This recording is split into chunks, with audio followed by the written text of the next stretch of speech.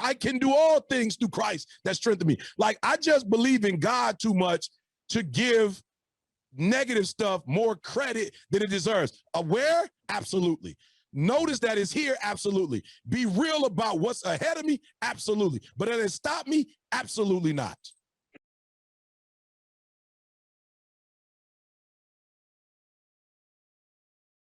All right, welcome back to the show, everybody. I'm so grateful for today. My only regret is we're not doing it in person, but when you're listening to it, it's going to feel like we're in person. I have just a great man to spend some time with you all today as well. It's the second time he's been on the show. The first time he was on the show, I think we broke the internet. And to this day, many years later, people still share clips from that episode because he's just such a phenomenal being. And so my guest today is Eric Thomas. You guys know him as E.T., the hip hop preacher. He's a Ph.D. He's a wonderful father, amazing husband, just an insanely incredible anointed communicator and speaker. And he's one of the best men that I know. And he's been a good friend to me. And when I've needed him, he has stepped forward for me in ways that I could never have imagined, and in an abundant fashion. And so today I'm so excited to have him here because he's got a new book out called You, Ignite Your Power, Your Purpose, and Your Why. He is immensely qualified to speak on this topic. So Eric Thomas, welcome back to the show, my brother. What's up, my man? Hey, you said it. I promise you, I tried.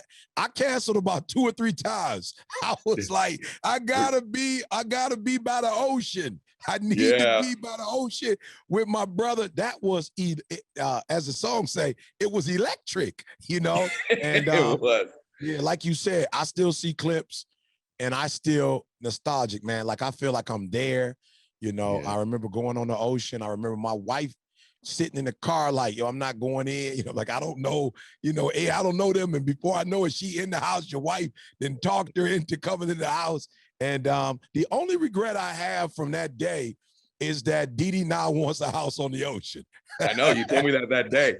Yeah, that's my only regret. She's still like, yo, what's up? I thought you was #1 in the world. Where's the house on the beach? I was like, it's coming. Ed got a couple more things to teach me, but I promise it's coming.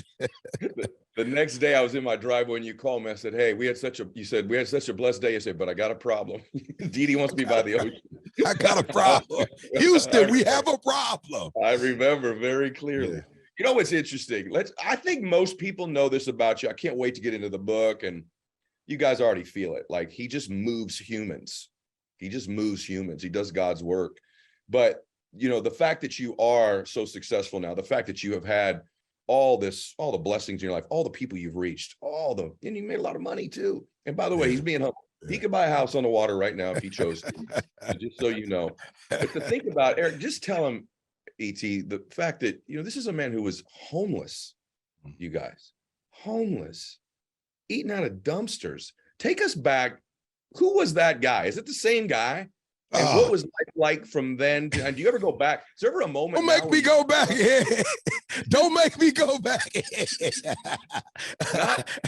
not literally, figuratively right. Go back. Okay, all right. I was like, don't go. You know what, man? I was studying Spanish the other day. Culpar, blame, la otras, others. And bro, I've been studying for a minute, but it shook me when I saw the word culpar and I realized it meant to blame. It hit me like a ton of bricks, like, yo, E, that's you, bro. Like, when I think about the homeless dude, it was that he blamed. And, you know, I never realized this, and I want to say this to those of you who are listening, because it's not about me or Ed today. We really want to help you. I didn't realize that all the negativity, the homelessness, you know, the eating out of trash cans, just everything I was going through, at the center of it was blaming other people. It's the craziest thing, bro. I look back and I'm like, yo, all of what was not right about me, everything that was not right about my life, was I was playing the blame game. And at the center of playing the blame game is negativity, is negative emotions, is negative consequences. And I'm just being real. When you ask the difference between this Eric and that Eric, forget all of the speaking and all of that. It is literally, he blamed, this dude take full ownership, bro. That is literally the difference between those two humans. What would you say to somebody who says, okay, yeah, but hey, here's the, you said be real. Here's the real. Someone has done me wrong. Or here's the real. I am a part of a community that doesn't have the exact same opportunities as other people in the country. Whatever. I mean, you know exactly where I'm going. You know exactly what I'm asking you. Some of these obstacles people face are real. And I get asked, well, you're more qualified to answer it than I am. So what do you say to somebody who says, hey, look, okay, that sounds good, but I have some real obstacles. Bro, let me say this to you, bro. And I always believe this, but when my grandma died, I lost two grandmothers. One in March, the other one in April. Both, one was like 90, 91. My other grandma was about to turn 93. Okay. And when I tell you, I have never felt death the way I felt it when my grandmother passed. And my grandmother was like almost 93, and it hit me. Yo, 93, I was with her 51 to the 93. I promise it went by quick. I promise it hit me that like, yo, this life is a temporary experience. Like, yo, you don't get 1,000. You feel me? Like, and whatever you get, 90 is quick. I would say to them, life is too short not to live. Y'all better hear what I'm trying to tell you. I'm telling you, I don't care what the obstacle is. Life is too short to let that obstacle rob you of 10 years.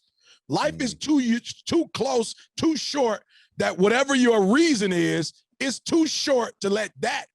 Now look, I've been in abandoned buildings and I've flown first class. Let me tell you something. You're gonna want to fly first class. Look, I've stayed in the La Quinta Inn, and I've been in the Four Seasons. I've been in the Ritz. You want to do the Ritz and the Four Seasons before you do homeless. Here's what I'm trying to tell you. Life is too short to let anything control you or let anything stop you from living the life you want to live. And I would suggest that I've never watched a football game that I enjoyed. I've never watched a basketball game that I truly enjoyed without defense. I've never watched a football game where Barry Sanders didn't have to, you know what I'm saying? He didn't have to make moves. Like, you wouldn't enjoy one team being on the field by themselves and it's absolutely no defense. We actually love sports because of competition. We love it because of the obstacles, because I'm a Lion fan. They used to stack up 9 people against Barry Sanders.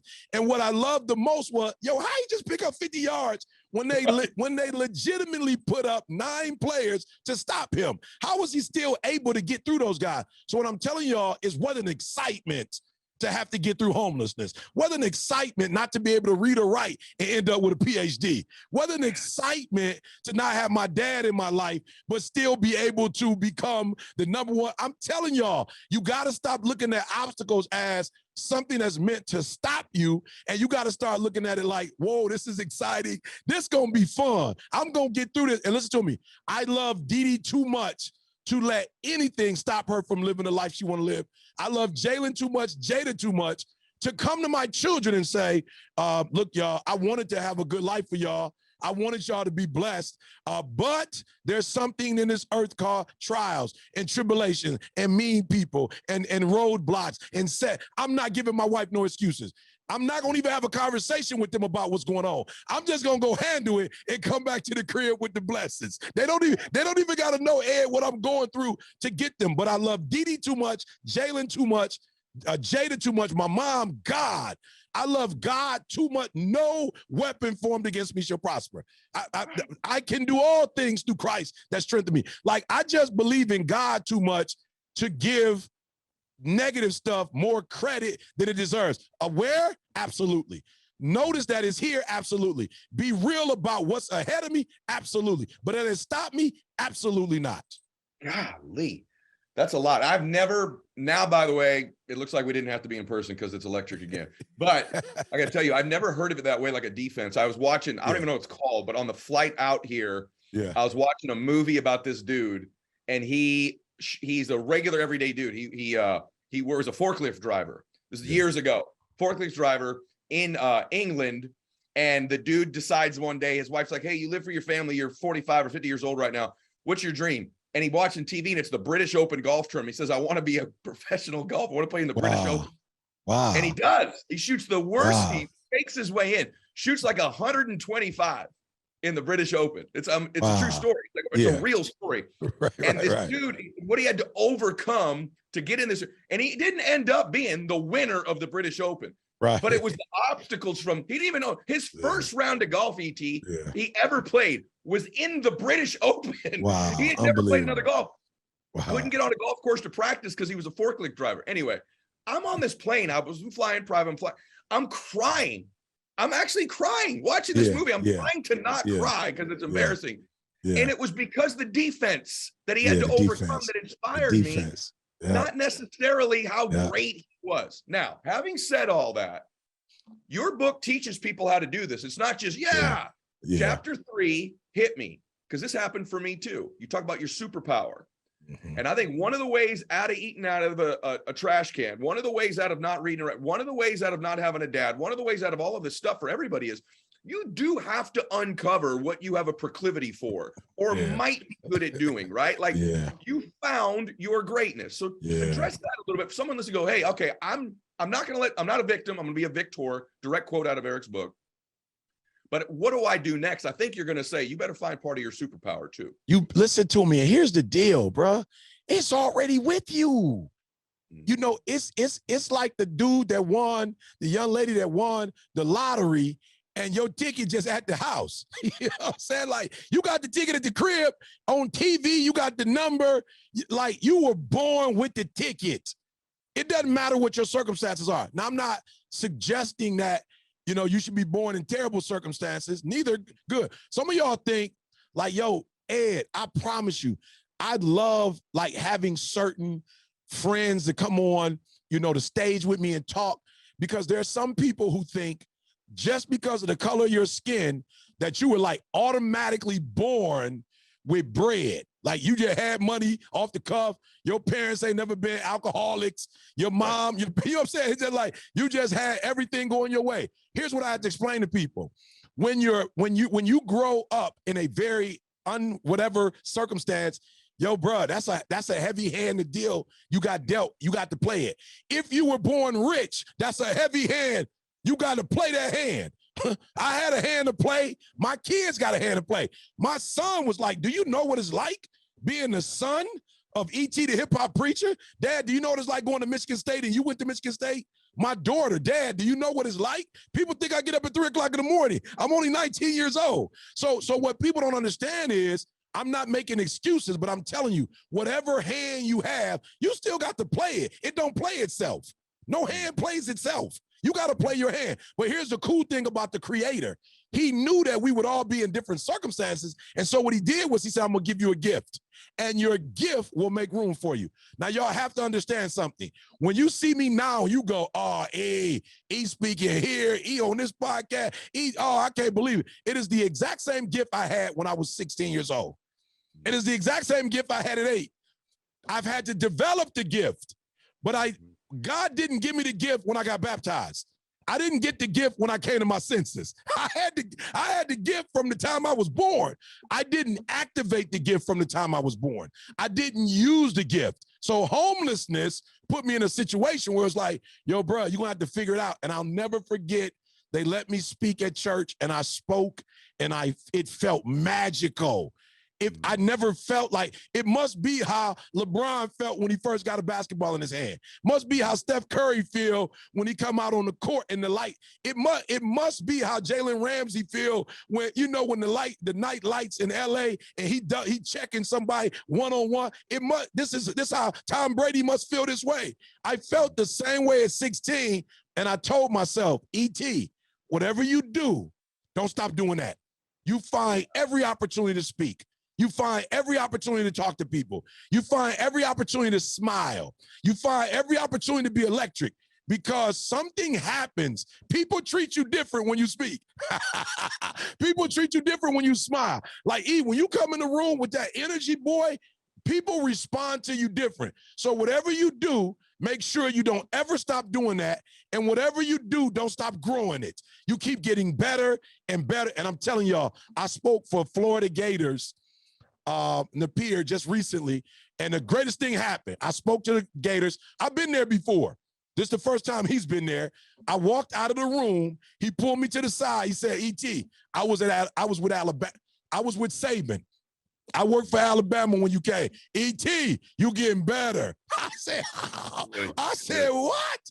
He said, "E, you getting better, bro." I said, you mean to tell me after I've hit these heights? So I'm telling y'all, at 16, homeless, eating out of trash cans, stinking, wasn't taking baths, brushing my teeth. I was at the lowest point I've ever been in my life. But when I spoke, something magical happened. And I knew at that point, you've done it before, but somebody didn't approve of it. You've used your gift before, and somebody said, "Oh, that's whack. Like, why are you doing that?" And you let them talk you out of your gift. Now, that happened to me before. I let the hood talk me out the violin. I said to myself, I'll never let that happen again. I would have been the motivational speaking violinist right to this day right here. And I would have been. But I let my boys tell me the violin. But when I started speaking, I never let nobody tell me you shouldn't be doing that. And I kept doing it. So for all of you, you will find your happiness, your peace. You'll find your ed. Listen to me, y'all. You got to hear what I'm trying to tell y'all. My gift has also attracted me to individuals that I didn't necessarily grow up with, or they weren't like around the corner from me. We didn't go to school together. But when I put that gift out, Ed, I got to tell you this. I think I may have told you, I don't know. But when I had an opportunity to do your podcast, I wasn't doing podcasts.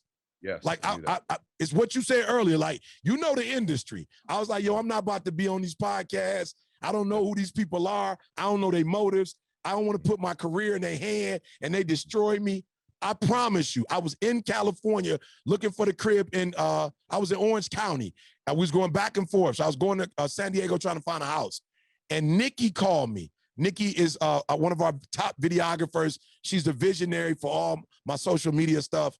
And Nikki said to me, "Bump what CJ say, bump what you say. You need to be on Ed's podcast. You need to get on the podcast." Like, I'm telling you, because I know who you are and I know why you're not doing it. And I know who Ed is. You need to be on the podcast. And I was like, all right, Nikki, if you say so, you know, cool, I got you. And I will never forget, after the podcast was over and we talked, you like, "E, bro, I'm not even here like that. Come take the spot. I got another spot that's bigger than this spot. Now, he didn't say that, but when he showed me the spot, I was like, Lord have mercy. That one bigger than that one. He like, "E, come stay with us. We got multiple rooms." And for me, it was like, yo, my gift has actually brought me mutual relationships. That had never happened to me before. I've been pouring and giving. I've been with people who are parasitism. I'm talking about just take. There's some commensalism. There's been people with me, they didn't harm me, but they didn't bless me. And I was like, yo, I drove away that day going, whoa, I just met somebody who can match my energy. I just met somebody whose vision is bigger probably than mine. I just met somebody that iron sharpens iron. And I was just like, how? I was like, the gift. And I was like, do me a favor, E, keep using it. Whatever you do, keep using it, because this gift is going to attract. I'm not saying it's a bunch of us out there, but there's more mutants like us out there. And I knew my gift was going. So just use your gift, y'all. Use it. Don't worry about if it's working or not. If you know it's yours and you know it fits you and you feel good in it and it make you feel natural and alive, use that thing. And I'm telling you, give it time and it's going to bless you. Such a great message. My gosh. Like, by the way, first things first is thank God that happened that day. Yeah. That makes me emotional right now. Like, just like, if y'all want to wonder, like, you know, my book did real well. Let me tell you, a lot of people stepped up for me. E.T. did. I'm making it emotional. Sorry. Just really step forward for me, brother. And I love you. And also that thing about the gift, there's ripple effects when you have a gift that you don't imagine. It's relationships. It's some meeting that happens. It's and the other thing on your gift, everybody, I think you'll know it's your gift two ways. Just want to add to what E.T. said. One, I think you know it's your gift that when you're doing it, it feels right, or the result from it brings you an emotion. You know what I mean? Like, maybe it's just the way you nurture and care for people. And now you're going to donate time at a foundation somewhere. And the feeling you get when you see how it impacts another person tells you that it's your gift. So it might be when you do it, you feel it, or the result of it, you feel it. But from that, there's these ripple effects. So good. By the way, I read every word of the book. So, like, one, I respect you so much. I was going to read every word of it because I want to be prepared. But there's this other thing about, you talk about fuel, because here we both are, we're not 23 anymore, right? Yet we're both on fire at points of our lives where some people are thinking about other stuff. You and I are like, nah, you just wrote a book, I wrote a book, we got stuff going. Yeah. This man's on Instagram Live. I turned on Instagram Live one morning. I don't know what time it was, 3:15 or something. You're on Instagram Live, right? Like crazy, where the pace you're going at. You talk in the book about the different types of fuel. Just want to touch on this. Extrinsic and intrinsic fuel. What is all that about? You know, man, I tell people all the time, and I don't want to give my secrets away. You know what I'm saying? Football team be like, yo, we paid you to say that. Why are you giving that out? But I will say this to you. I've told guys like, yo, bro, I'm not trying to disrespect you, but if you make a car and a house and jewelry your goal, bro, do you understand who you are? Like, you a human being. It's actually humans that created cars and houses and clothes and stuff. Like, you way deeper than that. What you don't understand is that you're going to actually accomplish that. Like, you don't get it, but like clothes and houses and stuff, you're going to get that. So here's the question. When you get it, what's next? Like, if that's your goal, you can get bro, I'm not trying to be funny. You can get a Rolls Royce truck, 400 grand. They sell those. You can like literally go buy one.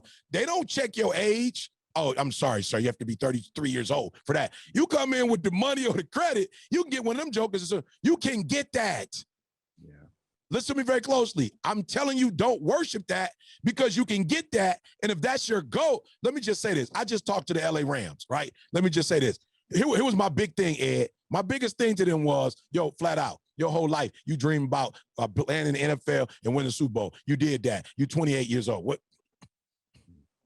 Bruh, come on. Like, you 28. If you die at 90, you feel me? If you die at 90, you got 72 years left. You can't live off of the Super Bowl. So I'm saying to you, you have to not have outside goals, because those are easy to accomplish.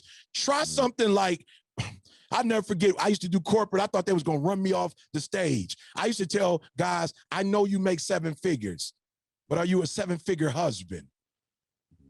Are you a 7-figure dad? I challenge you. It's easier to make 7 figures than have your wife say you're a 7-figure husband. It's easier to make 7 figures than have your kids go, I love my dad. He's the dude you know on the street, like that my dad is great at home. Most of us, because all our goals is stuff, your wife would probably say, you Clark Kent at home, you Superman at the job. That's not, I don't want my kids to say I'm Clark Kent. I don't want my kids to say, my dad, when he at Michigan State, he's Superman. When he in the world, he's Superman. But when he at home, he Clark Kent. No, I want to be Superman at home. I want to be Superman at the job. I want to be Superman in the streets. Matter of fact, I want to be Superman when I look myself in the mirror. And I'm hoping that one day the creator's going to look at me and say, well done, thy good and faithful servant. So for me, my goals, the Nobel Prize, my goals are going to take a minute. They're going to take so long that they may take a lifetime to actually accomplish. So people say all the time, like, okay, E, why do you do that? Bruh, I'm not comparing myself to nobody else. God knows what I'm capable of doing. And if I'm 52 years old and God is doing all of this, you think he finished? You think he want me to go, I got a Ph.D., I'm relaxing now. God said, listen to me very closely. You might be one of the best in English. Let's see if you can become one of the best in another language. You know what I'm saying? Like English is not the only language that I have for you. So for me, bro, it's like when you set all of these external goals, you can get those. And then what happens after that? But when you start doing the internal, my character, I want to be considered a man amongst men. I want to be a man of integrity. I told one of my guys the other day, I said, you know what? Here's the reality. Most people don't respect most of us because we have different standards for different people. When you start holding your son accountable, and like, I got a church. My church watching if I let my son get away with murder. My church is watching if I let my daughter get away. My kids went to school. I preach school. They in school. My wife, like, we hold each other accountable. So, man, when you have internal goals, I told somebody this. I said, you want to be an influencer? You do what everybody else is doing. You get a house, a car, a boat. You want to be an icon? You have character. Oh, wow. It's the difference between the two, bro. You want to be an icon? You don't follow trends, you set them. It's a total difference, bro. An influencer and an icon, Mother Teresa was an icon. I still see her. I was just at the grocery store. I just saw something with the best people, top 50 people in the world. Mother Teresa was on the magazine. I said, how'd she get on the magazine? She dead. Why? How's she still on the magazine? She's dead. But when she was alive, her character was so strong that we still trying to catch up to people like her. So I would just say, be careful with the extrinsic. It fizzes out after a while. You accomplish it, and then you're empty. You do them intrinsic boys. They don't rust. Character don't get old. Friendship don't get old. Integrity don't get old. Having my guys back. Let me tell y'all something. When I spoke for the power, like the power one more, when I spoke, I wasn't up there trying to get no gigs. I wasn't up there to be seen. I wasn't up there talking about Eric Thomas. I knew why Ed had me there. I knew exactly why he wanted me there. And I did exactly. You can't pay for that. You can't pay for this kind of relationship. And for a lot of you, I'm telling you, that stuff you buy is going to depreciate in value. But the stuff we doing, the character boy, it only gets stronger in time. Why? Because it's so rare. Because very few people honor it. Very few people understand it. Very few people want to do it. But when you get this, man, you don't have to worry about money and opportunity. Bro, if I call Ed and was like, Ed, bro, I can't find no speaking gig, bro. Can you get your boy 1 or 2 speaking gigs? I promise you, I promise you, I'll be on the plane in a couple days somewhere speaking. I need y'all to understand that. I could promise you that if anything, that would be reversed, because you are never going to have to worry about speaking. I may sometime need to call you and say, can you grab me one? And by the way, make sure you all grab UOU. Go get this book, okay? I'm going to share one thing with you. You said something about faith, just to share it with you, and everyone gets to listen in.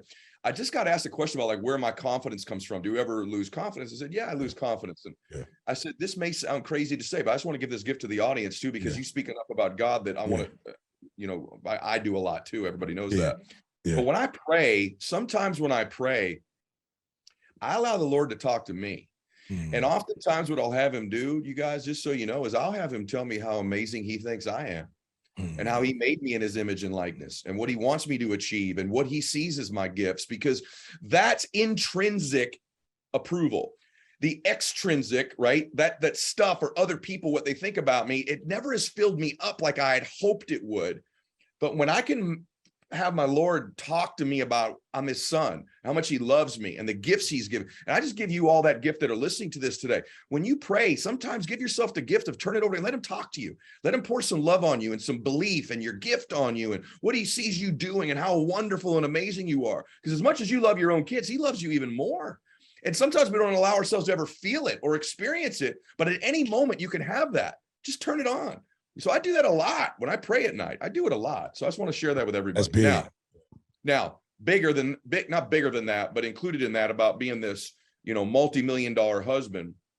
I'm curious about, you talk about in the book, I love this. Put yourself in miracle territory.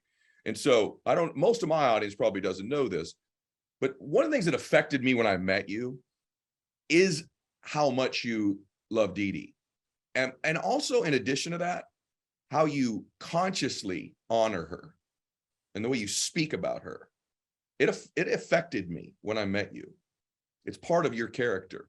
And most people in my audience don't know this, but she was diagnosed. I'll let you explain this, but like there's a significant life event that's happened for you, right?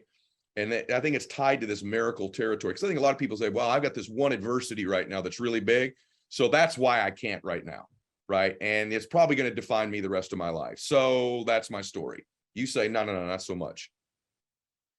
Yeah. Now, first and foremost, man, when you talk about God and his love, like Ed, there's nothing like it.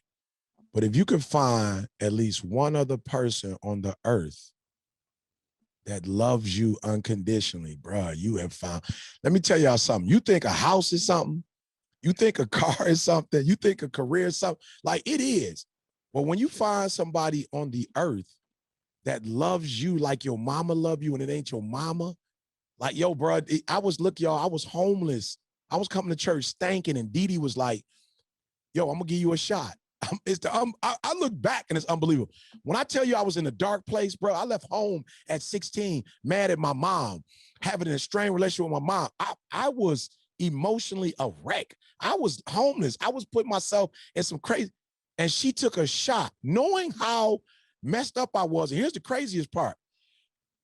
Knowing it and going through it and believing that, yo, this ain't the best that he is. I'm going to be here to help this boy get to his ultimate goal. So when I get up and speak and do my thing, I'm like, yo, Dee actually, bruh, it's not a lot of people who married who can say, like, hey, this person, they ride or die. You know what I'm saying? Like, they with me regard. And so for me, it's like, I have to show her how appreciative I am of, and also, and let her know, you don't have to be afraid that I stayed with you because I had nothing. Now that I have a lot, you're afraid that I'm going to leave you. I want you to understand, you do not have to fear. I ain't going nowhere. I'm not letting nobody else reap the benefits of what you work for. I know what you work for. I know what you did. I'm super aware of it. And so when Dee was diagnosed with MS, I know people whose spouses have been diagnosed, especially males, whose spouses have been diagnosed with an illness and they walked out of the relationship. Now, listen to me very closely. I totally understand. Like, don't get it twisted. Don't think, oh, he think he better than, he don't understand. He just on top of the world. No. When my wife was diagnosed with MS in the earlier stages, there were some life changes. Like, I stopped being on the road. My team started doing, CJ started doing, like, we doing solar. We literally started business when Dee got sick, because CJ was like, yo, he ain't gonna be on the road no more. I gotta make sure ET get paid. We started businesses because of Dee's sickness. I promise y'all, a lot changed, right? A lot changed. I even had friends keep it on the low. I had friends ask me, hey, how's the intimacy? Y'all straight? You know what I'm saying? Like, I had friends asking me, like, yo, bro, this is a life altering. She might not be able to walk. She might not be able to see, like, yo, eat. And I'm telling y'all, I did not look at it like a victim. That's what a lot of you are doing. It's not that you're not telling the truth about your circumstance. Dee got MS. Oh, it's no optimism around it. You know what I'm saying? Like, you can't optimistic outside. It's real. She got MS. She got lesions on her brain. It's real. Like, if you go do an MRI, you can see them. But I didn't look at it as a victim. I looked at it as a victor. And the first thing I did was go, ooh, your mama thought I was a thug. Your father didn't think I was worthy to be with you. Ooh, in church, the pastor said, in sickness and in health. Ooh, here's my opportunity to prove to your mama and your daddy and your aunties and your uncles and your cousins in the world, here's my chance to prove to you. Now, you took care of me. I wasn't physically damaged, but I was mentally and emotionally damaged at 19 years old when you married me. I was mentally and emotionally unstable.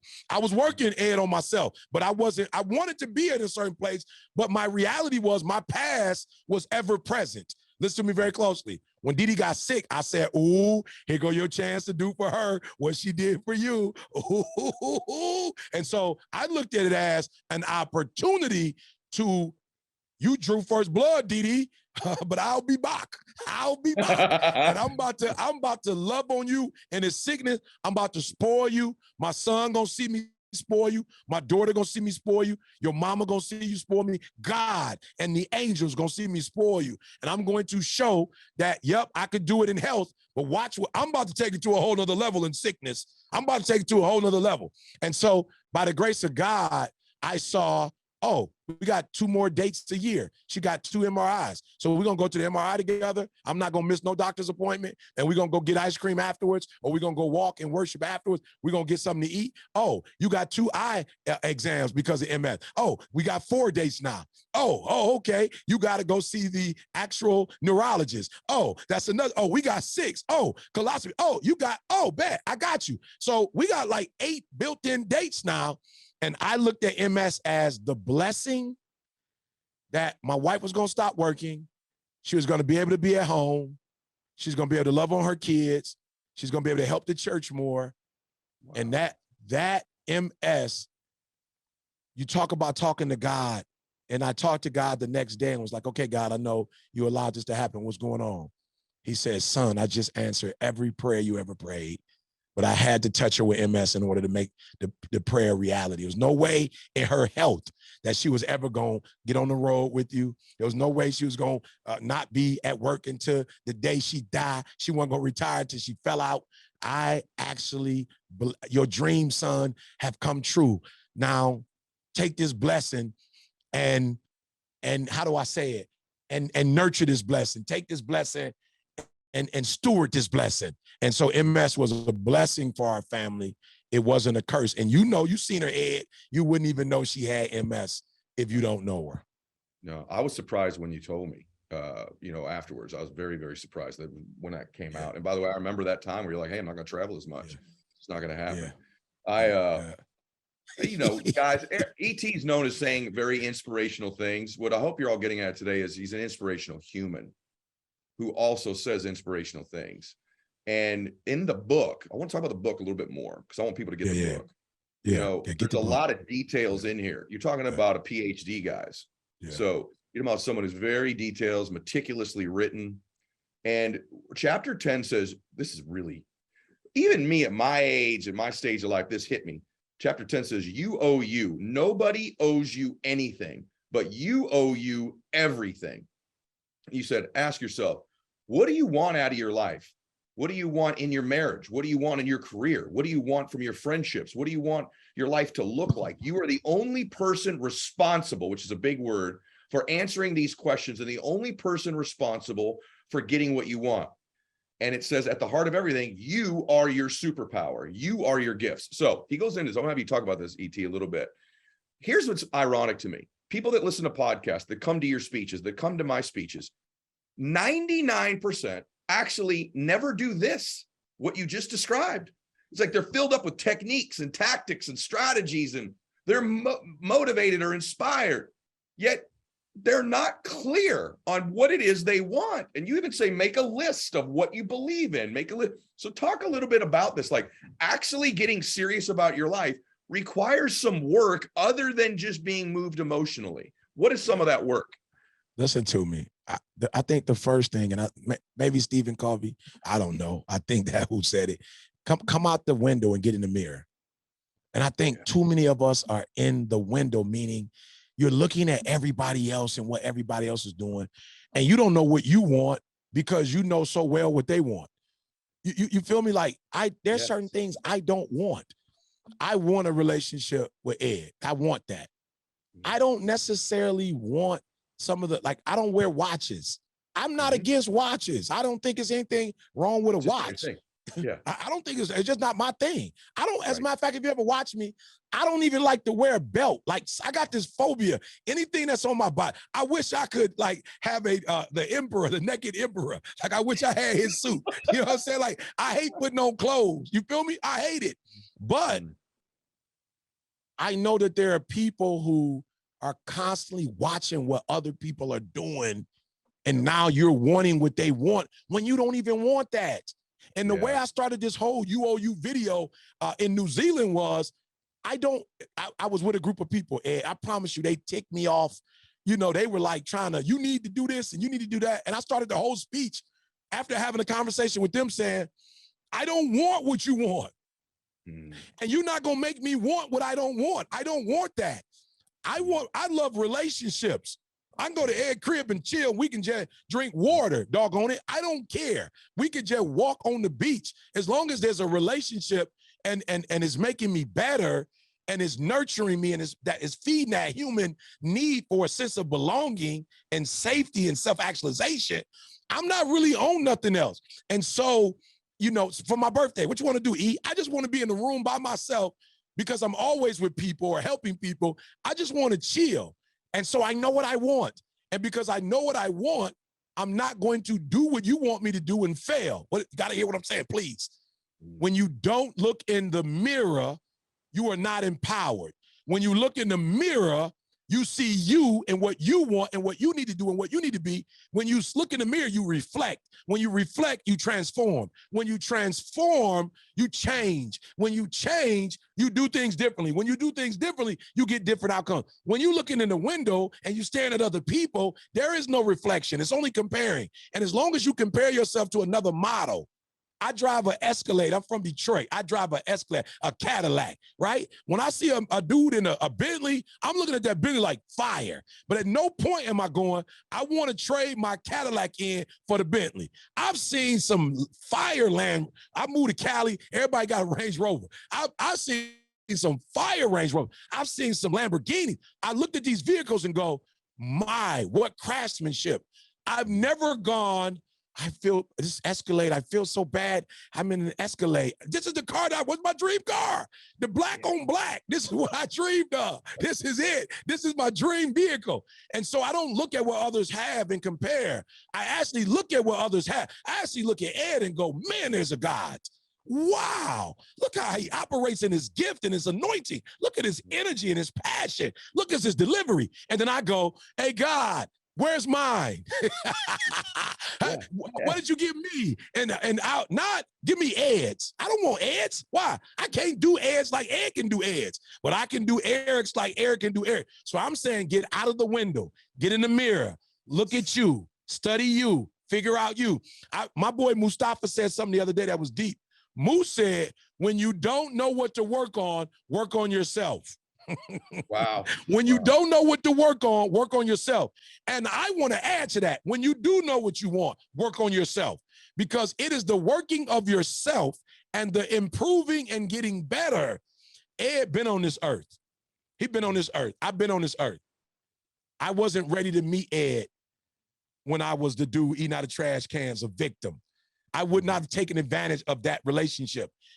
It wasn't until I got older that the creator said, oh, you ready for these type of relationships now? You're ready. Why? Because you are who you need to be. I heard the coach, McVay, I think is his name. He gonna kill me if that's not his name. The coach for the Rams. He'll kill me if that ain't his name, right? He said, and forgive me, but he said, yo, we brought Eric here because he shares our values. He shares our values, and the stuff that we talk about and what we're about, he talks about that stuff.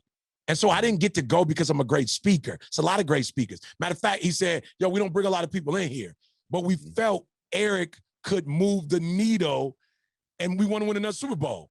And so for me, it's like, yo, Ed, I wasn't ready for you 20, 30 years ago. And I'm so glad God didn't give me the opportunity. But when he gave it to me, because I worked on myself, I worked on becoming a better man for me, not for Didi, not for Jalen, not for my mother. For me, I became a better man because when I looked in the word, I realized I wasn't living up to my potential. And then by doing the work, I connect with another man who's doing the work. Neither one of us, now Ed might be a little bit perfect than I am, but let me tell you something, not perfect, but progressing, trying, fixing, revamping, restructuring, repurposing. And when you do those things, y'all, I guarantee you, the way the brain works and the spirit works, when you start focusing on stuff and you're willing to make the adjustments, it's gonna come to you eventually. I promise you that. Everybody, you need to go back about 5 minutes and take this clip and play it for anybody that you love and you care about. It's some of the most, no one's ever said that on the show ever. And it's one of the most important things. First off, God brought you to me when I was ready for you as well. And he brought the version of you to me that would inspire me the most in the areas that I needed to be inspired in also, by the way. And so it was God's timing. But everybody, I just want to say one thing to you. What he just said about putting this energy into other people, or like comparing or copying, or that's what ruined my athletic career. You don't know, at ET, I played college baseball. I was a pretty good player. I spent so much time obsessing on how other guys stood. How come other guys were more confident than me? How come they get the good pitches to hit? How come I'm always the one that line drive right at somebody, right? How come their little dribbler goes through the middle for a hit? And I depleted so much energy into other people, what they were doing, emulating what they had, what they got, that I lost myself. And I was unaware of my own game, my own gifts, my own strategy, my own life. And I lost myself in it. And I think what you just described is the key. If you're stuck, it's the key. If you're stuck right now, is to stop depleting your energy outside and start to focus on you. What do I stand for? What do I want? He talks about making all these different lists. What's my character about? What do I really want to feel? It's such good stuff in the book. Speaking of feelings, I'm curious, and it's McVay. You're right about that. So Okay, woo. you've done all these things. I think a lot of people, so I'm just curious, you seem not to, but I'm curious, maybe you cover it up well. Do you struggle with what they call imposter syndrome ever? In other words, have you been in an environment where you're like, whoa, I can't believe that I'm here. Are they going to listen to me? Are they going to take me? I have had this before. You, no matter where I've been with you, different places we've been, you just own it. It seems to me like you just own it. Hey, I got you. We did a talk one time. You don't remember this. Not that long after I met you, I brought you in to do a speaking engagement. Yes. And you're backstage. You go, what do you need? See, I told y'all he was it. bringing me to speaking engagements. I told y'all. No. You got, I was lucky to have you there, but you know exactly what I'm talking about. Like, I need you this. You're like, I got it. And you went out and just, bam, did a completely different talk on the fly. So I think a lot of people have that, man. I have imposter syndrome. Either they've gone further than they thought they were going to get, and now they're antsy or like, I don't know if I can go any further. Or just to get started, they're like, why would anyone take me seriously? You know why? I haven't done anything before. Have you ever have that? And what would you say to somebody who does have it? Yeah, I have. And I just want to be transparent with all you guys. When I first got into corporate, and this is before, I'm from Detroit, probably one of the most segregated cities in the United States of America. I went to a HBCU, Oakwood University, before I came to Michigan State. So for my entire life, 99.9% of my friends, and my associates were African-American. And I remember when I first started doing corporate work, bruh, I'm so grateful for learning and like folks like you where, you get to meet people and it's not just perception, but before it was like perception. So I'm on the stage, right? I'm not getting that amen that I'm accustomed to getting. You feel what I'm saying? I'm like, yo, what's going on here? And it's like, hey, E, you're not in the black church. You know what I'm saying? Like, everybody don't respond like that. But for me, Ed, it was like, yo, does that mean y'all don't like me? Y'all don't like what I'm saying? I'm not valuable? And folks would just stare at me. You mean they just look at me? And I was just like, hold up, God, why would you put me in a room? And you talking about baby boomers. Like, this was before millennials blew up. You talking about baby boomers, older white males, who they looking at me. I'm like, okay, God, should I change my, you know what I'm saying? Because it's good money. I ain't never made this kind of money before. Should I, and so that was imposter syndrome, and I'll never forget afterwards, my friends started coming to me, people I'd established a relationship with from the speaking, they would come to me and be like, yo, E, man, I never told you, but man, that part where you talked about being a 7-figure earner, but not a 7-figure dad, bro, that really stuck with me, bro. And I went home and I just gotta let you know, my daughter loves me more than she's ever loved me before. Like, I never even thought about it, working all those hours. And it hit me, Ed, like, yo, E, that was like, this is important. And the work you're doing is important work because they already got people talking about how to make money. Now you're talking about how to save your marriage, how to save your family. Like, you talk about some very meaningful stuff. So for me, there was a time when I was up there like, maybe I don't belong. Maybe I don't look the part. Maybe I'm not. God, did you make a mistake? Should I be at a, you know what I'm saying? Should I be at a historically black college right now only? And he was like, no, I didn't give you the gift and all of that, integrity and all of that. I didn't give you all that to just use to people of color. Everybody my child. I didn't give it to you just for, I gave it to you. So yes, earlier on in my career, I literally struggled with, do I belong here? Am I supposed to be in this space? Am I as gifted and talented as the dude that came before me or afterwards? Because it looked like they responded to him a little different than the way they responded to me. And it hit me one day. Who respond? When the Bible said, when the Spirit of the Lord, who responds with cloud? It was like, whoa, like, yo, they go, you know what I'm saying? Moses came down and they were like, yo, hold up. Moses was in the so God was like, yo, you bringing the heat, son. You correcting. You're chastising. You correcting, bro. You bringing, like, you're challenging people in a way that a lot of these dudes with money have never been challenged before. They got a lot of yes men around them. Nobody has ever said to them, you need to be a better father. Nobody's ever been willing. So, son, of course they're not responding the way you want them to respond, but they're going home and responding. Yeah. And so, yeah, Ed, I used to feel in the beginning of this work like, whoa, now, not so much, and not because of who I am, but because what you said earlier, I'm letting God tell me who I am and why he want me there and what he wants me to say. So now I'm getting off stage or on stage knowing, yo, this is the confidence we have in God. This ain't Eric Thomas, this Godfidence. This ain't Eric Thomas and his ability.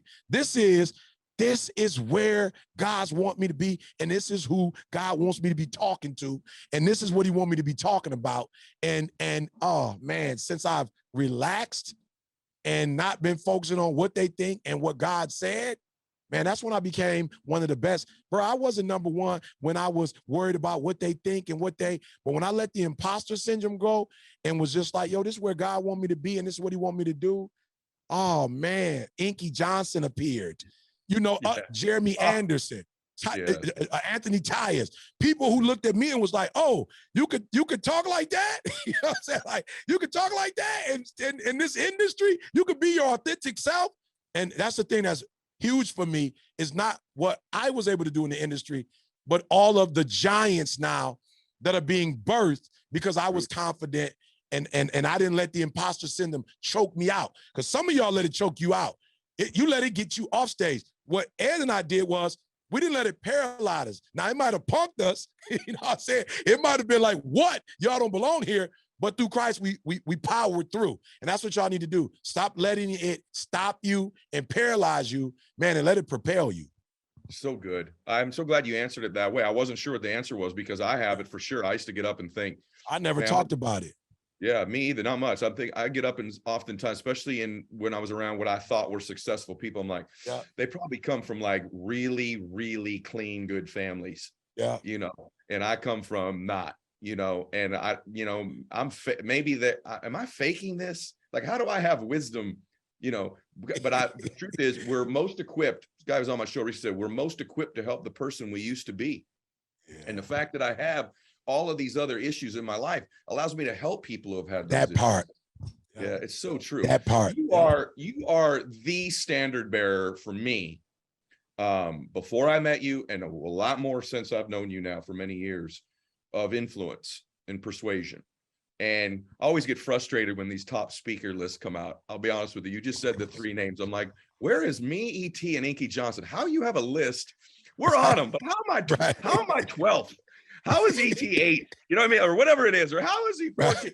Like, I know you're like me. I mean, it's an ego thing, but you're like, look, I know who the best speakers are, and that is not the right order. Whatever you call, I don't know. And I also know the corporations that created that list for those people that they represent on that list. Exactly. We've never made up a list of our own. Right. We've never. If you took this, it's kind of like with stand-ups too. If you ask the speakers who the best speakers were, it would be a different list.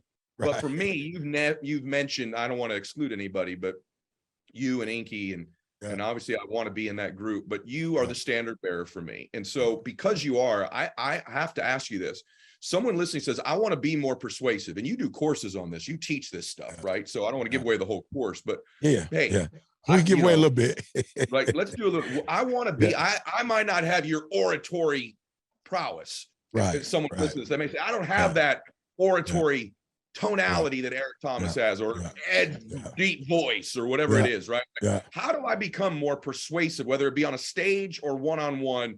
Where would you just give someone some counsel on that, just to move humans, move energy? Yeah. Now, I would say, first of all, there are people like me and Ed that have both of those characteristics who are not considered the best speakers in the world, that you don't even know. Okay. So don't ever think it is a natural gift that made us who we are. You have to work whatever you have and master it and perfect it. So Ed knows his voice. I know my energy. So it's not that, it's that we've recognized and become aware of what our superpowers are. And then we worked, whether it was a coach, whether we invested in a program, whatever we invested in, school, whatever we invested in, technology, to improve on what was naturally given to us. So don't think because you 6'8", you just gonna be in the NBA hooping. Right. Like, you're not about to be playing basketball in the NBA just because you was born 7 feet tall, right? So that's number one. Number two, which I think is critical, people like myself, Ed, people like Inky, we understand who people are, and we go in to help people to become better at what they do. David said about Ed before y'all got on, it was just me and I got on early, and Dave said, I was just talking to him about, producer guy. Dave, Yeah. Oh, yeah. I'm sorry. I'm sorry. Yeah, it's produced. Dave and I was kicking. He was like, yeah, E. He was like, yeah. Ed's probably one of the best interviewers just because he listens. Like he knows how to listen. And it's like, man, and I'm not gonna say no names because I don't want to get in trouble with Gary V. Okay, so I'm not gonna say no names. I'm not gonna get Gary, my guy. I'm not gonna get in trouble with Gary, right? I'm not gonna get in trouble. But I told Gary after our first interview, I was like, Gary, you talk more than I talk. Like you invited me on, you talk more than I talk. Of course, Gary is super knowledgeable. Right. The whole nine is a beast, in his field, but I just say that to say, one of the gifts that you've had, because I've been on a lot of shows, is that you listen. Thank you. And not only do you listen, you actually set us up for another level of success when we finish. You feel me? And that's just because everybody's not gifted. I'm not gifted to listen. I'm like Gary. I like to talk. You know what I'm saying? Like that's just my thing. But you listen, and you listen to say, what's next? Okay, what's next? And then afterwards, bro, when I got off the first show, bro, I've been on a lot of shows. I can't always say that my career was elevated after being on the show. I can't say that. But every time we connect, whether it's this, bro, even when I left, bro, I left doing your stuff in the Carolinas, bro. Your guy is helping us revamp our whole church with siding. You know what I'm saying? Like, right. I got other opportunities that came from it, podcasts that came from it. Your guy is like, I got season tickets. I got a suite at the Lions game. I had Barry Sanders at the house. He was like, I do solar, bro. We in the D. Come hang out with us. We golf. I was like, okay, I don't golf, but I learned, and so just being with you, I walked away from helping you and got helped. So I've been on other shows where people, I can't believe you was on there, whatever. But they didn't necessarily elevate. And I'm sure it could be difficult to help elevate me because I've been, I'm at a certain spot. But you so deep that you listen and then so that's a skill set. And listening is not something that you were just given and but what I'm trying to tell y'all, if you want to be one of the best in the world, you don't have to be deep.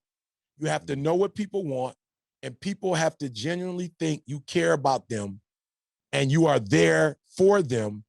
And when they know you care and you're for them and you're helping them, you're going to become the best. And I'm going to say this. I was in Ohio State. That was with the Buckeyes. Gosh. I literally was on the field. Listen to me very closely, y'all. Nobody on TV probably said that ET is in the building. I want y'all to hear me. Nobody on TV, whoever there was, ABC, ESPN, I don't know who it was. Nobody was like, ET is in the, I say this with all due respect. I give all glory to God. I could not walk 2 steps without people knowing who I was, wanted to take pictures. Why? Because I blessed the people, not the network.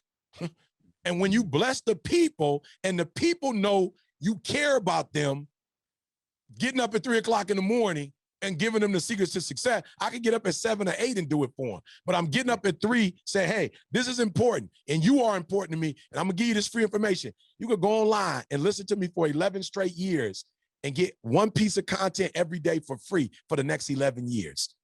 You don't have to come to none of my stuff. There's 11 years of free content that's on that page. And I'm telling you, it was a great feeling walking through that stadium. And all these, they know I'm from Michigan State. These people know where I went to school. They know I'm from Detroit. They know that they know they know when you think Michigan State, you think ET. So I was there and working with Ohio State Buckeye and the Ohio people, ET, I've been watching you, ET, my son. ET came big. But one guy was like, I'm with her. I said, I know that's your wife. When she took a picture with me, I saw the way I saw how you look. I know who you are, sir. I know, dog. I know you. But to get all that love, the valet driver, the airport, the hotel, I'm telling you, when people know you love them, when people know you care, they could care less about your technique, your strategy, the way you present yourself, the charisma. They don't care about that stuff. They don't. Yep. Now, could it help? Absolutely.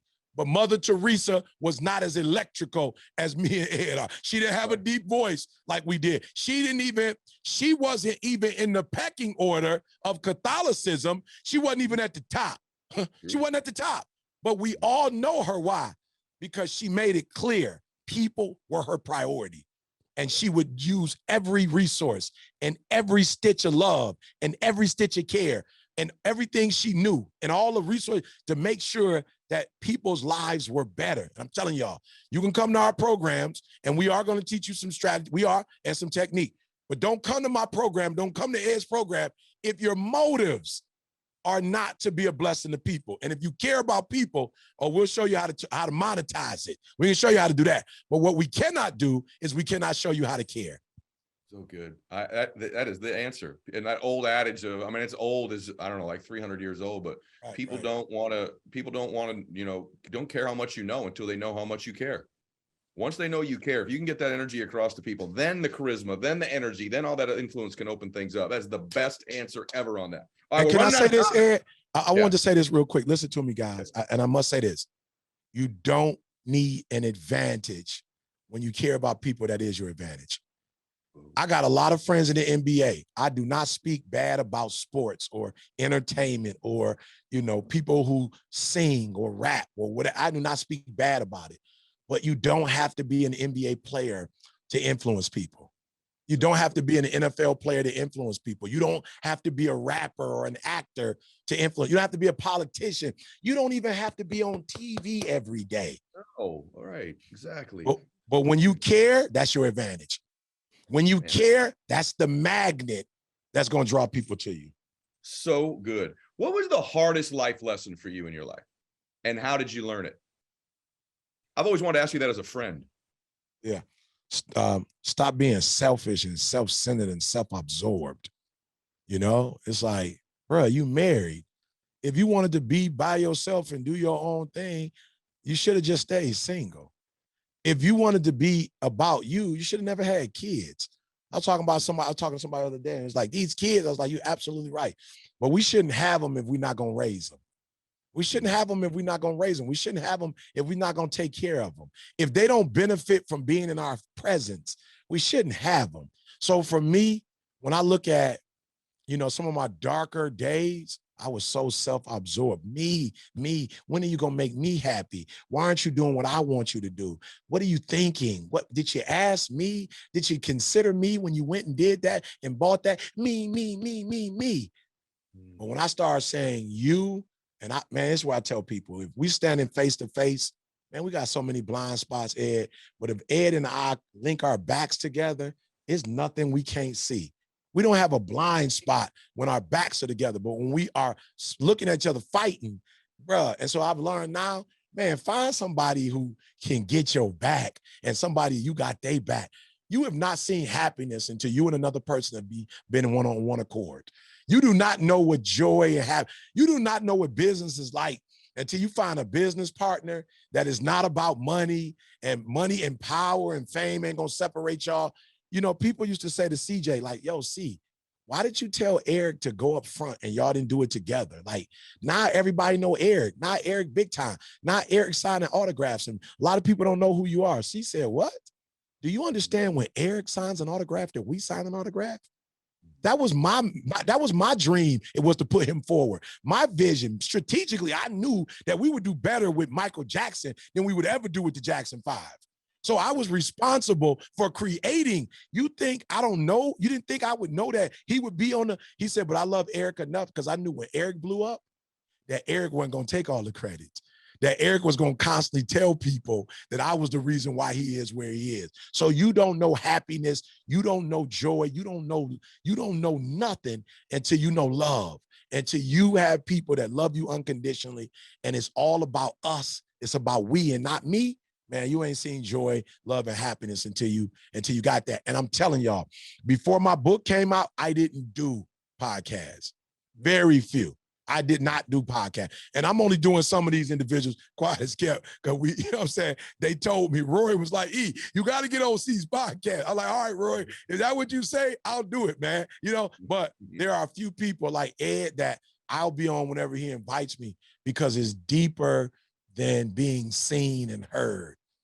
It's a different frequency when we together. It's a different frequency. It's a different sound that's going out. It's not that usual money, houses, and stuff. And we want you to have that.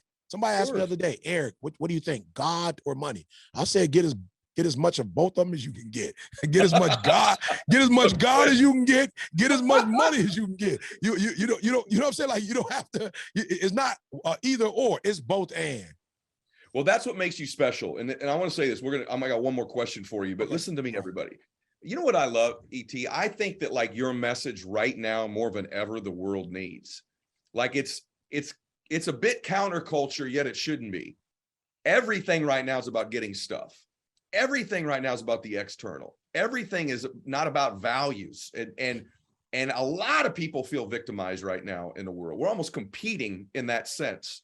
And it's just so beautiful that you talk about these things, because I have to tell you, I've got a lot of people on the show, they just don't talk about these things. They certainly can't speak about them the way that you do. And I wanted everyone just to feel your spirit, because that's what you get with ET. You feel his spirit. He's become, guys, an icon. And I believe he's going to get a Nobel Prize someday. And he has reached this level. And it's good. And by the way, when I have him back on in a year or two, it's going to be another level. And in 5 more years, another level. Doing exactly what he has said today. Very few people practice what they preach, no pun intended, write about what they actually do. And this man, what he's telling you, go watch his content. There's no jet. Eric could fly in a jet. There's no Ferrari on there. He has gotten successful, become an icon by doing the very things he's covered today. That's remarkable. He's completely congruent with what he says he does. And that's why I love you. All right. Last thing. By the way, Get You Owe You. Go get the book, right? Ignite your power, your purpose, and your why. Go get it, right? I'm not this vehement usually about it, but hey, guys, Ed did the 4 piece for me in the back, y'all. Oh, I'm on the back of the book. I'm right on there. And by the way, Chris Paul, the NBA player, wrote the foreword. Yeah. This guy leads everybody. He's got so much humility. He got there doing these things. All right, last question. By the way, first, before the last question, thank you. Because I knew, but then it went higher. So I knew, and it went higher.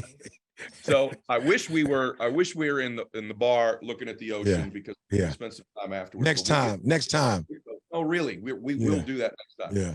All right. I run into you at a Starbucks. I said, I heard you on Ed Mylett show. Man, I'm fired up. I've got these things. I've made my list. I'm working on my internal game. I'm self-aware. I'm working on my character stuff. I'm creating miracles in my life. And I just need to know where I start. Just where do I start? I've got a dream. I'm getting more clear on what it is. Where do I start? What advice would you give me? It could be anything. But what advice would you give me? I get 2 minutes with Eric Thomas somewhere in a corner of a Starbucks. What would you say to that person who says, hey, where do I go? What's the next thing I should do? Yeah, start where you quit. Start where you quit it. So wherever you quit before you got going, go back there. And let's start right there. Like whatever. You didn't finish your degree, go do it. Like you stop talking to your child, go back and talk to your child. Like whatever you stop doing that you should have been doing, that you hadn't been doing for the last 5 to 10 years, that has you in this place, go back to start.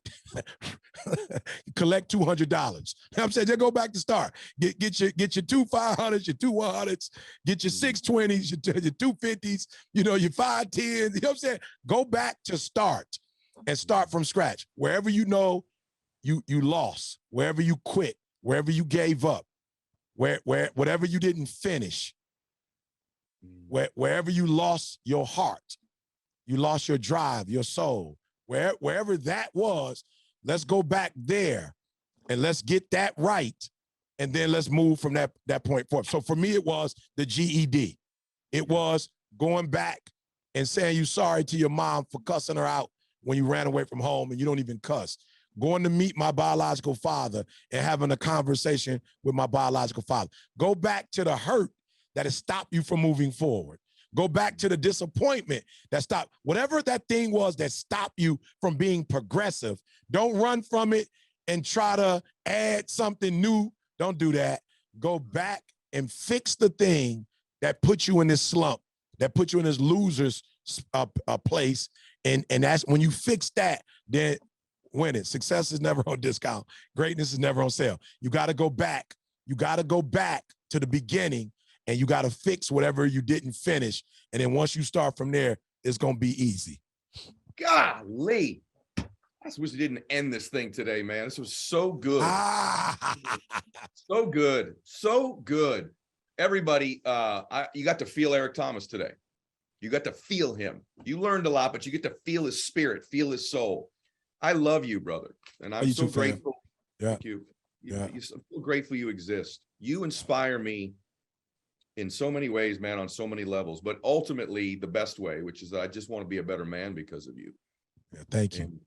And you're an example to me for that. And I know you have been for so many, just be a better person. And so, hey, everybody, go follow Eric on anywhere on social. We'll put the links up on there. What's your Instagram? Is it ET, the hip hop? ET, the hip hop preacher. Yeah, that's it. And then I think you got ericthomas.com. That is everything, ericthomas.com. So go. And go get UOU. Go do that. Please, I love you, brother. Please. Thank you. Go get it. Please. And everyone else, thank you. Everybody else, listen to me. God bless you. Yeah. And share this episode with anybody that you know needs to be inspired or that you love and you care about. We're the fastest growing show on the planet because you all share it. Yeah. You support us so deeply here, and we love you and we're grateful for you. God bless you all. One more. Max out.